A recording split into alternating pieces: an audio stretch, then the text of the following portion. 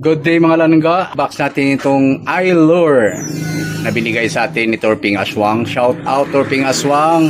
Salamat dito sa iLure mo. Okay? So ganito yung gamit nito para sa walang mga cooler o dawian. So ganito siya mga langga. Oh, yan. Parang reel din siya. Meron siyang floater. And then may mga lagayan siya ng isda na dito natutuhugin.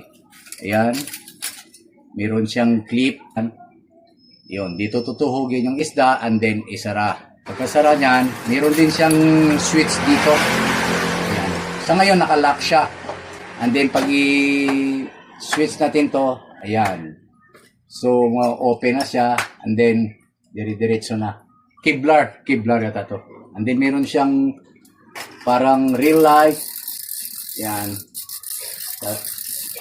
Tanda nito, maraming salamat, Torping Aswang. Kaya ito mahaba dahil pag may mahuli kang isda, yan, marirelease mo siya doon sa dulo. Yan.